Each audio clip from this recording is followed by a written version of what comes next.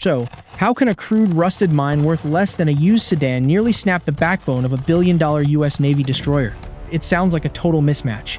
But in the narrow, volatile waters of the Strait of Hormuz, the rules of war change in a heartbeat. It's April 14, 1988. The USS Samuel B. Roberts, a high-tech frigate packed with advanced sensors and 4,000 tons of steel, is navigating the world's most dangerous choke point.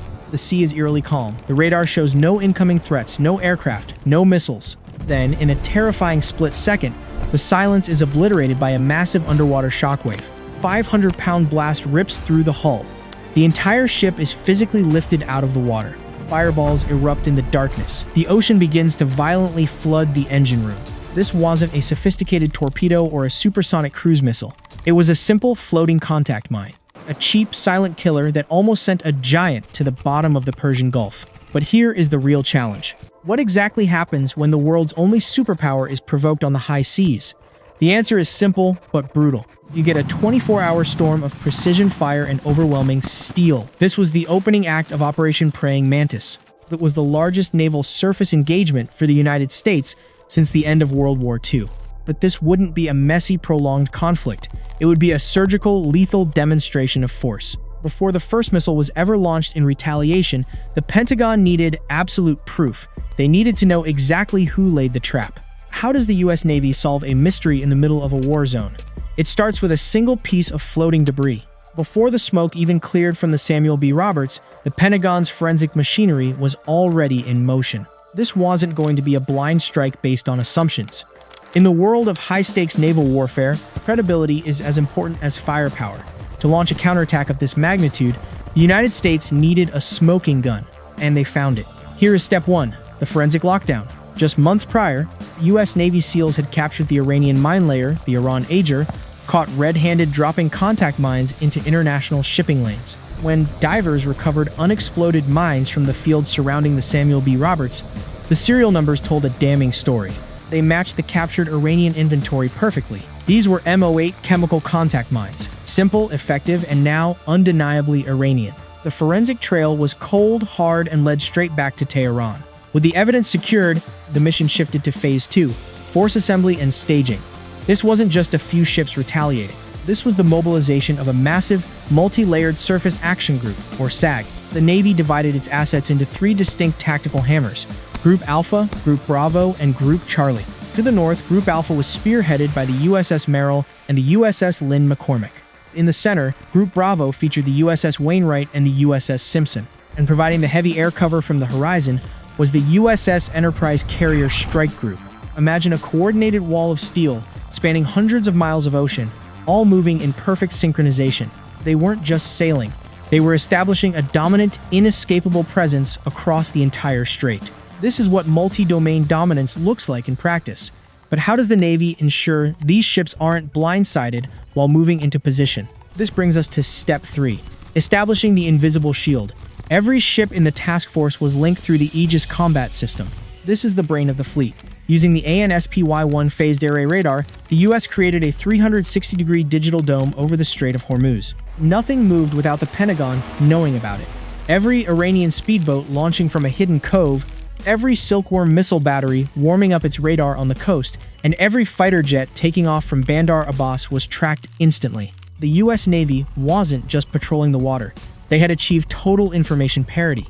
They owned the electromagnetic spectrum. They jammed Iranian frequencies, flooded their sensors with ghost signals, and ensured that if the IRGC tried to coordinate a counterstrike, their radios would be met with nothing but static. Step 4. Target acquisition and deconstruction.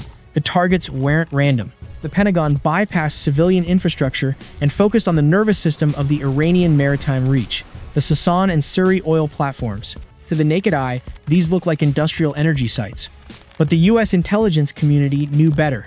These platforms had been converted into fortified command and control hubs. They were bristling with high-powered radar, long-range radio relays, and staging decks for IRGC fast attack boats. They were the eyes and ears of the Iranian blockade strategy. By removing these platforms, the US wouldn't just be destroying property, they would be blinding the Iranian Navy. The mission was clear: neutralize the sensors, evict the combatants, and dismantle the infrastructure. Finally, step 5, the rules of engagement, or ROE. This is where the tactical meets the political.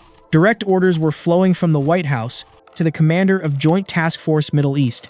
The mandate was specific: proportional response. The goal was not a full-scale invasion of the Iranian mainland, but a surgical removal of their ability to threaten global trade. The ROE allowed U.S. commanders to fire if they were targeted by radar or if Iranian forces showed hostile intent.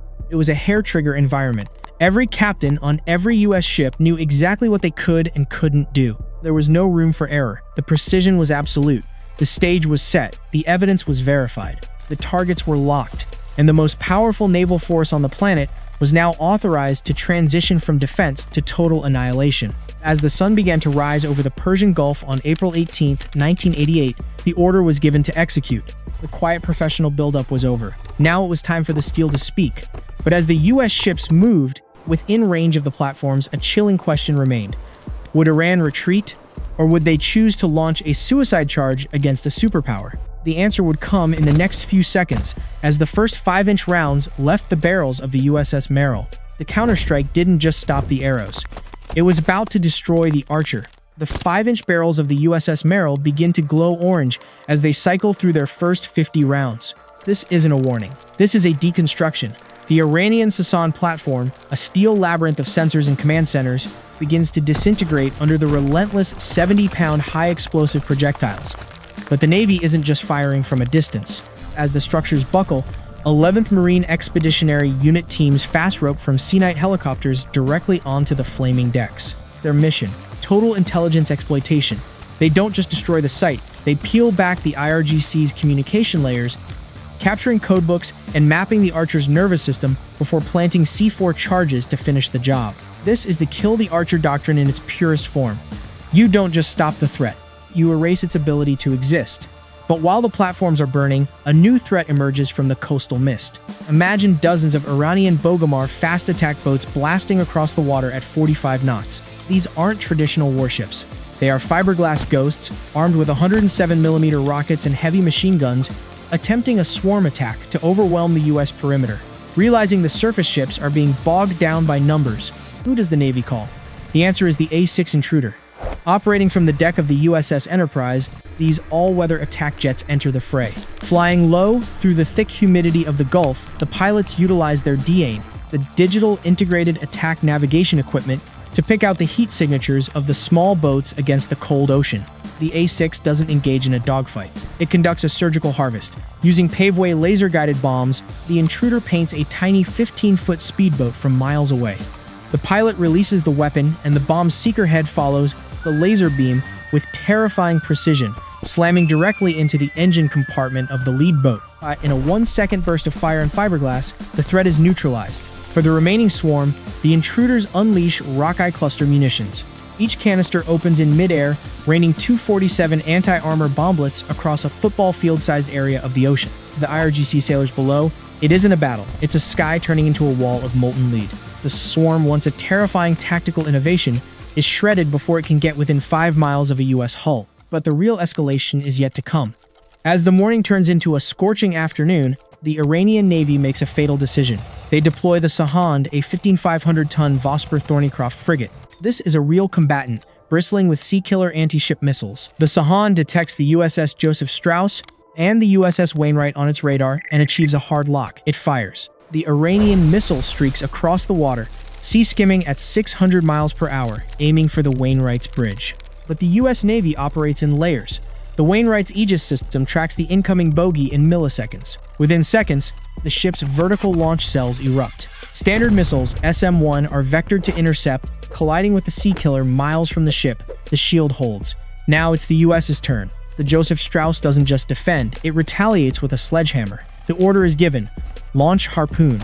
The RGM-84 Harpoon is the ultimate ship killer. It's a fun 500-pound beast with a 488-pound penetrating high-explosive warhead. The missile clears the launch canister in a cloud of white smoke, its turbojet engine kicking in as it drops to just 15 feet above the waves to hide from Iranian radar. The Sahand's crew has zero time to react. The Harpoon doesn't just hit the ship, pierces the hull, and detonates deep inside the magazine. The Sahand doesn't just sink, it's physically snapped in half. A billion-dollar demonstration of why you never fire a missile at a U.S. destroyer. By 4 p.m., one half of the Iranian operational fleet is either at the bottom of the Gulf or burning uncontrollably. But what would happen if the United States military was ordered to go beyond retaliation? What if the order was to completely and permanently lock down the Strait of Hormuz? The answer is simple but brutal. It wouldn't be a battle, it would be a total environmental isolation. If Iran were to launch their entire inventory of Silkworm shore-to-ship missiles and Kilo-class submarines, the US would trigger dark mode. In this scenario, the tip of the spear wouldn't be a carrier. It would be a wolf pack of 6 Arleigh Burke-class destroyers positioned in a kill box at the mouth of the strait. Their collective SPY-1 radars would create an invisible dome so dense that even an aircraft couldn't take off from the Iranian coast without being tracked. Beneath the waves, Virginia-class attack submarines would stalk the deep channels at 400 feet, using Mark 48 AD Cape torpedoes to hunt Iranian subs by their acoustic fingerprints. They are silent, they are invisible, and they are lethal. To clear the mines, the Navy wouldn't risk sailors. They would deploy a fleet of littoral combat ships, LCS, acting as robotic motherships. They would release the Knifefish, an unmanned underwater vehicle that dives directly into the danger zone using synthetic aperture sonar to find buried mines in the cluttered seafloor. For the shore batteries, the US would vector in B-1B Lancers. Each Lancer carries 24 long-range anti-ship missiles. These are autonomous thinking missiles. They communicate with each other in mid-flight, identifying the highest priority radar sites and hitting them simultaneously from different angles. Within 12 hours, the strait would be a vacuum. No radio signals, no radar pings, and zero Iranian naval movement. This is the ultimate twist of Operation Praying Mantis and modern US doctrine. The goal isn't just to win the fight. It's to ensure the opponent no longer possesses the technical capacity to challenge the corridor. But as the smoke of the Sahan disappears over the horizon, a deeper question remains. Does overwhelming power solve a geopolitical crisis, or does it simply reset the clock for the next generation of asymmetric threats to find a new way to strike back? The answer lies in the shifting sands of the Gulf's northern coast. So, why exactly does Iran continue to double down on these asymmetric strategies today? Even after losing half of their operational surface fleet in a single afternoon, they didn't retreat from the doctrine of coastal intimidation. They evolved. In 1988, the threat was crude chemical contact mines and fiberglass speedboats. Today, that has been replaced by a much more lethal ecosystem. AI-integrated kamikaze drones, swarms of autonomous suicide vessels, and high-speed anti-ship ballistic missiles hidden deep within hardened mountain bunkers along the northern coast. The geography of the Strait of Hormuz remains fundamentally unchanged. It is still a narrow, shallow, and highly congested corridor where even the most advanced global superpower is forced to maneuver within a very restricted tactical box. But the stakes in this modern era have never been higher. For the United States, Operation Praying Mantis served as a definitive real-world demonstration of the Red Line. It sent a message to the world that the US Navy possesses both the technical capacity and the absolute resolve to dismantle a nation's entire maritime defense infrastructure if the freedom of global trade is put at risk. This operation established the blueprint for maritime security that commanders still reference today. But as we look across the horizon toward the Persian Gulf, we realize the ultimate question isn't just about who has the most sophisticated firepower. It's about endurance.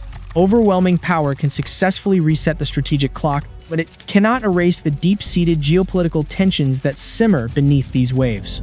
As military technology transitions from static mines to intelligent loitering munitions, the struggle for control over this 21-mile-wide choke point will only become more volatile. The Strait of Hormuz may look calm on the radar today, but at this intersection of global power, silence is never synonymous with a lasting peace.